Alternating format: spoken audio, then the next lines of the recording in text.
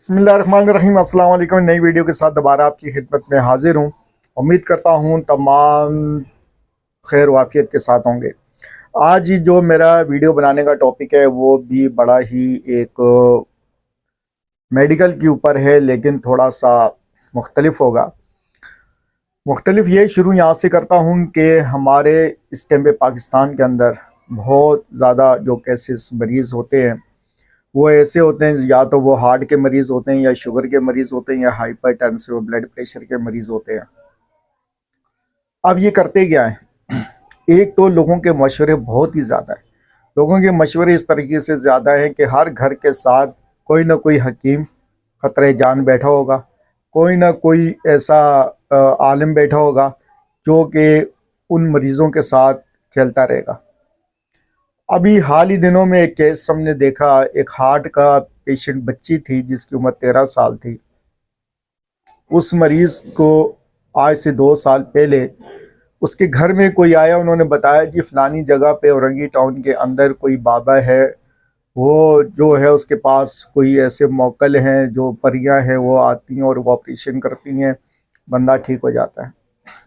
अब जी उन्होंने क्या किया, उस बच्ची को लेके चले गए वहाँ पर। अब उस बच्ची को वहाँ पर 2 से 3 घंटे रखा उन्होंने। 3 घंटे के बाद उन्होंने कहा जी आपकी बच्ची का ऑपरेशन हो गया है, आप अभी बच्ची को ले जाएं। अब आपकी बच्ची बिल्कुल ठीक है। अब वो क्या हुआ, वो लेकर आ गए। इस बात को 2 से 2.5 साल गुजर गए।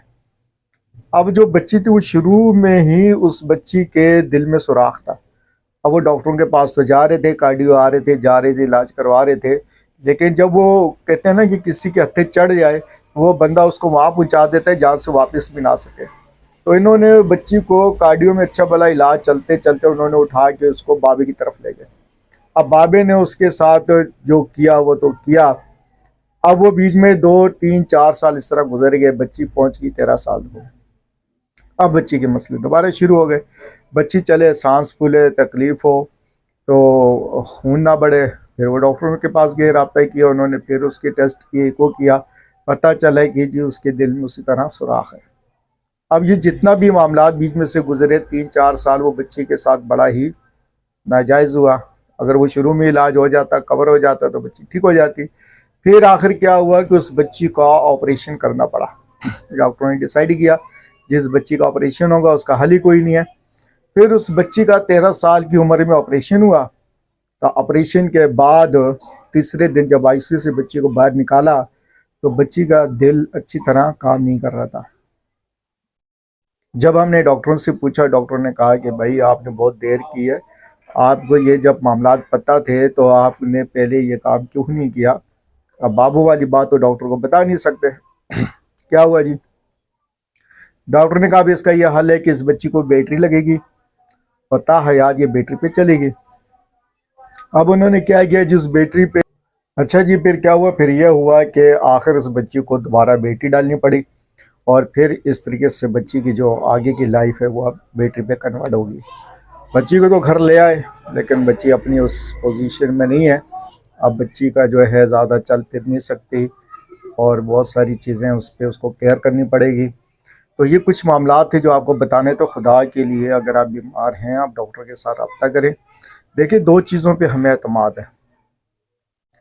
एक तो अल्लाह की कलाम है, जो पढ़ते हैं, जो सही आलिम है, जो दीन के साथ वाबस्ता हैं, जो कुछ लेते नहीं हैं, वो फी सबिल्ला काम करते हैं, तो ठीक है।